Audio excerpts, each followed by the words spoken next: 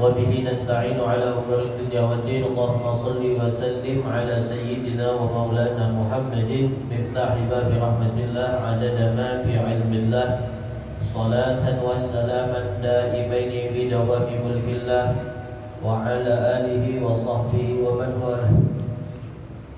نويت التعلم والتعليم والتذكر والتذكير والنفع والانتفاع والإفادة والاستفادة والحث على التمسك بكتاب الله وسنة رسوله والدعاء إلى الهدى والدلالة على الخير ابتغاء وجه الله ومرضاته وقربه وثوابه سبحانه وتعالى. سبحانك لا علم لنا إلا ما علمتنا إنك أنت العليم الحكيم ولا حول ولا قوة إلا بالله العلي العظيم.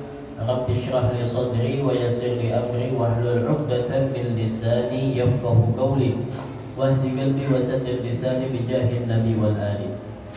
Amma ba'du, kita bersyukur kepada Allah Subhanahu wa taala atas segala limpahan rahmat, taufik dan hidayahnya sehingga kita kembali dikumpulkan oleh Allah taala di dalam majlis yang mulia ini. Mudah-mudahan perkumpulan kita pada saat ini adalah perkumpulan yang menyebabkan segala dosa-dosa kita diampuni oleh Allah taala, dan juga dosa kedua orang tua kita, dosa jiran tetangga kita, serta kerabat dan orang yang kita cintai. Dan mudah-mudahan berkat majlis ini Allah Ta'ala senantiasa mencurahkan, melimpahkan rahmat serta keberkahan di dalam kehidupan kita, rumah tangga kita, dan juga keluarga besar kita, dan senantiasa kita dituntun oleh Allah Ta'ala dengan ilmu yang bermanfaat yang mendekatkan kita dengan Allah dan menyebabkan kita meninggal di dalam keadaan husnul khatimah. Amin amin amin ya rabbal alamin. Jamaah sekalian yang dirahmati oleh Allah Subhanahu wa taala, alhamdulillah kembali kita melanjutkan pengajian kita tentang hadis Rasulullah sallallahu alaihi wasallam. Tidak terasa sudah sampai kepada hadis yang ke-61. An Abi Hurairah radhiyallahu ta'ala anhu qala qala Rasulullah sallallahu alaihi wasallam la yafraqu mu'minun mu'minatan in kariha minha khuluqan radiya minha akhar atau qala ghairuhu rawahu Muslim. Hadis yang ke-61 dari yang diriwayatkan oleh Sayyidina Abi Hurairah radhiyallahu taala anhu. Beliau berkata bahwasanya Rasulullah sallallahu alaihi wasallam pernah bersabda. Kata Nabi Muhammad sallallahu alaihi wasallam, la yafraqu mu'minun mu'minatan. Janganlah kalian atau janganlah membenci seorang mukmin laki-laki mukminatan terhadap mukmin perempuan. Artinya seorang laki-laki di sini maksudnya adalah suami. Adapun mukminatan perempuan yang beriman adalah seorang istri. Janganlah membenci seorang laki-laki yang beriman terhadap perempuan yang mukmin itu. In kariha minha khuluqan radiya minha akhar. Jikalau seorang laki-laki tadi mendapati di sisi seorang perempuan yang mukmin tadi sesuatu akhlak yang tidak dia sukai, artinya yang kada baik, yang membuat dia tidak suka, radiya minha akhar, barangkali kata Rasulullah sallallahu alaihi wasallam di sisi lain dia memiliki sifat atau akhlak atau sesuatu yang membuat seorang laki-laki tadi ridha, membuat seorang laki-laki tadi suka. Maksudnya adalah Rasulullah sallallahu alaihi wasallam mengajarkan kepada kita, janganlah kita itu satu yang pertama hanya fokus atau fokus kepada satu titik daripada sifat yang tidak baik di dalam diri seorang manusia, yang mana Dengan sebab fokusnya kita terlalu memikirkan atau melihat kepada satu sifat yang tidak baik yang terdapat pada jiwa seorang manusia, itu membuat kita benci kepadanya, membuat kita kena ketujuh lawannya. Jangan kayak itu. Dan ini hadis berlaku kepada siapapun, bukan hanya kepada perempuan, bahkan kepada sesama kita, seorang mukmin dengan mukmin yang lain. Janganlah kita itu terfokus atau terpaku hanya kepada satu sifat yang timbul pada seorang mukmin itu daripada sifat yang tidak baik dari dirinya, lalu kita membencinya selawasan, atau kita kada ketujuh lawan inya sama sekali. Maksudnya apa? Kata Rasulullah SAW, mungkin saja ada satu sifat yang tidak kita senangi, tapi seorang mukmin atau mukminah tadi pasti di situ ada sifat atau sesuatu yang baik yang menonjol dari dirinya, dan di situ membuat kita cinta kepada orang tersebut. Maksudnya jangan sampai gara-gara satu sifat yang tidak baik membuat kita membenci seorang mukmin, sehingga melupakan kita akan kebaikan-kebaikan yang ada pada diri seorang mukmin laki-laki atau perempuan. Kan kebanyakan kita itu kadang benci dengan orang hanya karena satu, karena sifat yang tidak baik yang menonjol dari dirinya. Sehingga dengan satu sifat tadi kita terlalu fokus kepada sifat itu, membuat kita lupa bahwasanya orang itu memiliki sifat yang baik selain dari sifat buruknya. Karena kita manusia ini diciptakan oleh Allah Ta'ala berbagai macam, diberikan suatu kelebihan dan juga ada memiliki satu kekurangan. Artinya kada semua orang sempurna, kada semua orang juga harus artinya kurang. Terkadang si A diberikan kelebihan, misalnya suaranya bagus, tapi si B kada dapat suara bagus, suaranya kada baik.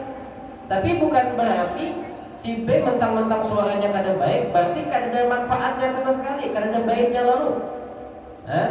Mungkin saja di sisi lain si B diberikan oleh Allah Ta'ala apa? Tampang atau wajah yang bungas, yang baik rupa. Di situ kelebihannya. Adapun si A walaupun suaranya baik tapi mukanya pas-pasan misalnya. Artinya Allah Ta'ala itu adil di dalam menciptakan setiap makhluknya. Diberikan fasilitas kelebihan, tapi di situ pasti juga ada diambil yang menjadi kekurangannya, dan itu semua akan menutupi satu sama yang lainnya. Sehingga Rasulullah SAW di sini tadi menegaskan jangan sampai kita itu hanya fokus kepada setiap orang itu hanya di objek yang negatifnya atau di sesuatu sifat yang kada baik darinya. Cari, kalau bisa setiap orang tuh cari apa yang kira-kira yang baik yang menonjol ada pada dirinya. Misalnya nih si A, misalnya si fulan ini orangnya ketujuh menggibah, orangnya ketujuh menyambati orang. Bila inya datang pasti membawa kabar orang, bila inya empat berkumpul pasti mengesahkan orang. Kita benci dengan si fulan sebab sifat yang semacam itu. Tapi bukan berarti kita totalitas kada hendak lalu kawan lawan inya.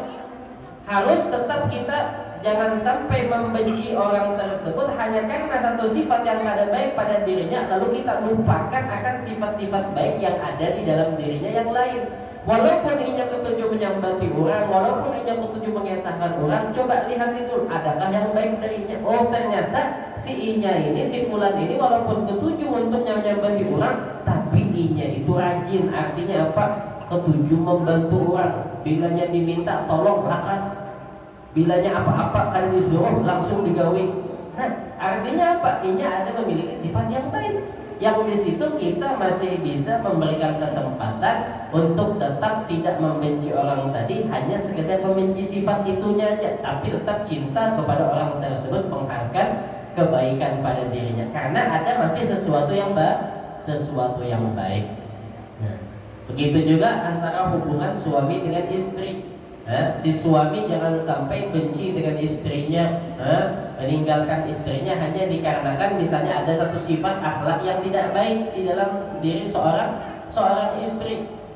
Maka disuruh oleh Nabi Muhammad untuk melihat, mencari, siapa tahu di situ ada sifat yang baik, yang ada di dalam diri istrinya, akhlak yang masih bisa diharapkan kebaikan padanya, sehingga menutupi atau membutakan seorang laki-laki tadi daripada sesuatu yang dia lihat yang ada baik, sebab melihat akhlak yang lain yang disukai oleh seorang suami tadi.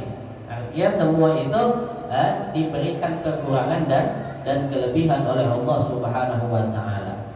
Jadi setiap kita melihat sesuatu, melihat orang itu, jangan kita hanya fokus kepada yang ada baiknya. Lihat kepada sisi yang baik-baiknya, sehingga dapat melupakan kita, mengalihkan perhatian kita daripada sifat buruknya, sehingga kita tidak juga terlalu suudzon dengan orang lain. Itu adalah hadis yang ke-61.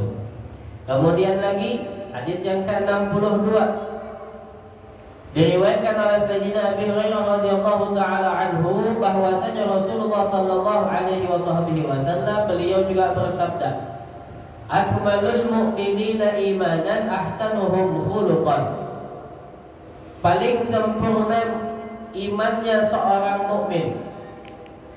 Siapakah mereka orang yang paling sempurna keimanannya kepada Allah? Ahsanuhum khuluqan.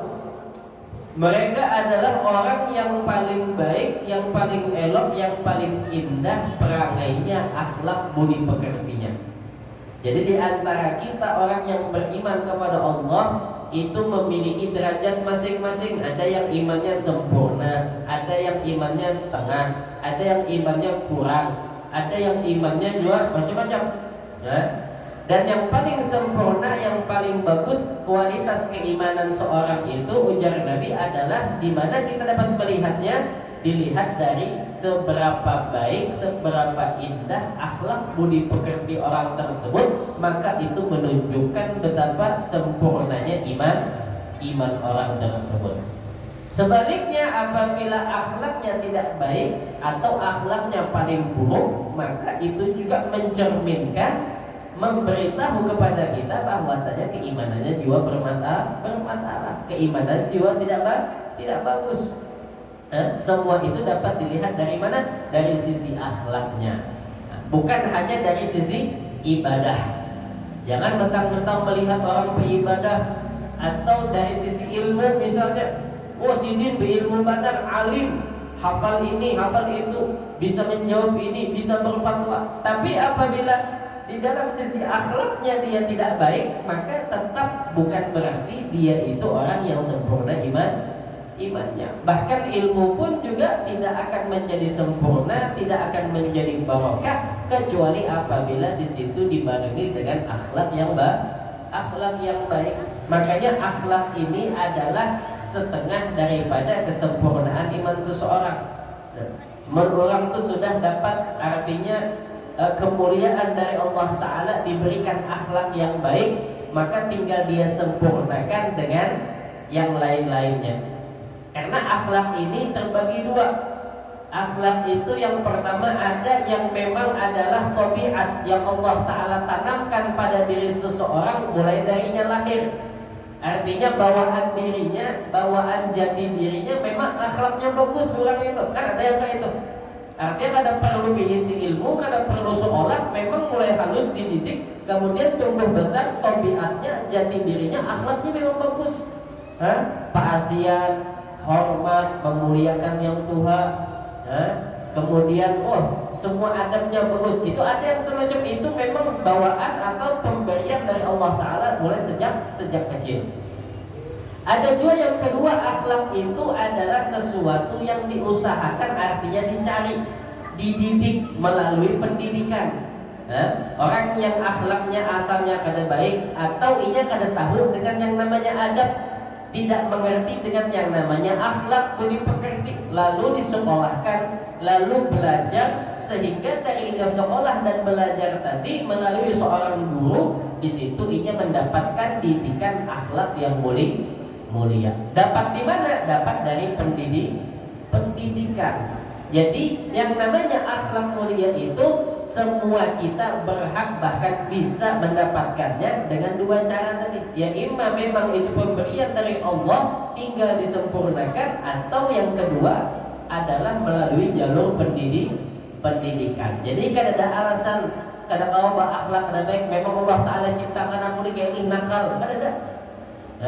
Semua kita memang dituntut untuk berakhlak, dan akhlak tadi apa? Menjadi setengah daripada bahagian kemuliaan, yang mana orang sudah mendapatkan akhlak tadi yang baik, tinggal dia sempurnakan keimanan tadi dengan hal yang lain. Apa itu? Dengan ilmu, kemudian lagi dengan amal, dengan apa lagi perbuatan soleh, dengan perbuatan taat, semua itu akan menjadi sempurna. Tapi apabila beramal soleh atau berilmu atau beribadah taat, namun orang tersebut tidak ada memiliki akhlak yang baik, maka masih kurang di dalam keimanannya. Jadi yang Nabi yang paling sempurna iman itu adalah orang yang paling sempurna, yang paling bagus akhlaknya. Dan sepaling baik-baik akhlak adalah akhlaknya siapa? Rasulullah sallallahu alaihi wasallam. Ahsanan nasi khalqan wa khuluqan. Adalah Nabi Muhammad orang yang paling baik rupanya, fisiknya, dan ditambah lagi baik akhlaknya. Lengkap Nabi Muhammad. Adapun kita pun fisik sudah kada bagus, artinya fisik pas-pasan, barang dibungasi, dipercantik dengan apa? Dengan akhlak yang mulia.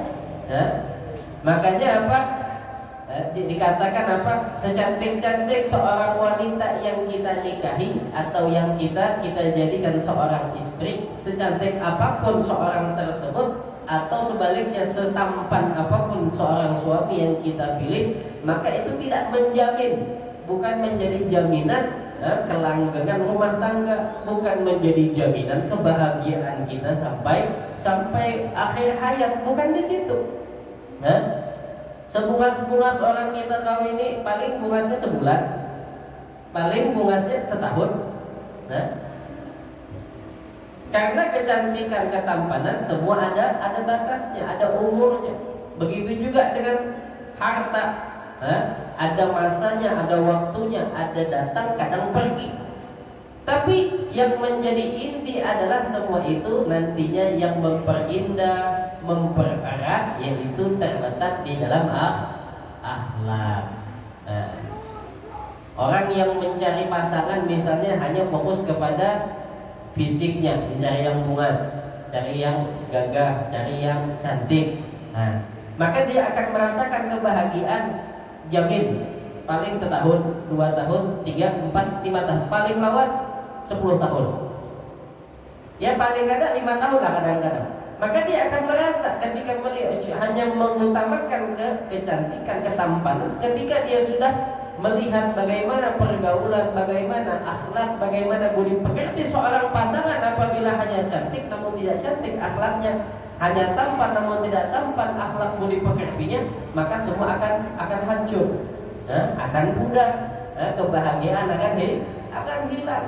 Maka dari situ kita akan memahami ketika berjalannya waktu di dalam suatu hubungan, yang kita butuhkan bukanlah kecantikan, yang kita butuhkan bukanlah ketampanan, yang kita butuhkan bukanlah materi, tapi yang kita butuhkan, yang membuat kita bahagia, yang membuat kita semangat di dalam ketaatan adalah akhlak yang mulia. Akhlak yang mulia. Makanya dikatakan akhlak yang mulia itu adalah mata uang yang berlaku dimanapun kita berada dan kapanpun waktunya. Beda dengan duit kita. Duit kita, kada semua orang kita bisa meluluhkan hatinya dengan duit. Ada orang walaupun diberi duit tetap karasnya kada mau umpat, ya kan? Tetap karasnya kada hendak melawan duit tuh. Kada semua orang bisa kita tundukkan dengan kecantikan dan ketampanan kita. Tapi kalau sudah akhlak yang bermain, maka semua orang, mukmin, kafir, semua akan ikut senang, semua akan ikut jatuh cinta. Coba lihat Nabi Muhammad berdakwah itu, kebanyakan yang masuk Islam di tangan Nabi disebabkan akhlak yang dilihat oleh mereka kaum kafir, yang membuat mereka jatuh cinta kepada Rasulullah Sallallahu Alaihi Wasallam.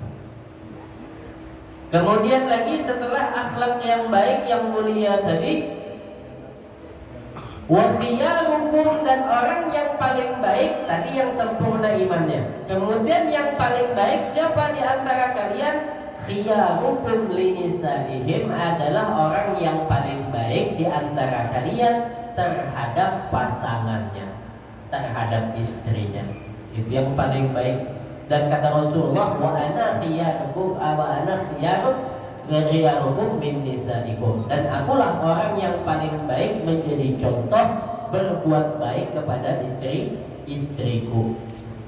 Itu diterapkan oleh baginda Nabi Muhammad sallallahu alaihi wasallam. Adapun sebaliknya, sepaling buruknya, sepaling jahatnya seorang laki-laki adalah yang buruk, yang jahat terhadap seorang istrinya. Tapi yang dimaksud di sini jahat dengan tidak ada tanpa sebab, atau misalnya ketegasan yang tidak ada tanpa sebab. Adapun misalnya zahirnya kelihatan perbuatan jahat, misalnya marah atau mengancam lain sebagainya, tapi ada sebab. Sebab misalnya ini seorang perempuan kalau tidak diancam, kalau tidak dimarahi, maka dia tidak akan jerak, maka dia tidak akan berubah. Maka dari situ yang semacam itu tetap kita disuruh untuk apa? Litarbiyah, untuk mendidik. Bukan tujuannya untuk menyakiti, tapi untuk mendidik dia supaya menjadi yang lebih baik. Cuma tidak bisa dipaksakan. Artinya perempuan itu tetap mau bagaimanapun tidak bisa dipaksakan terlalu keras.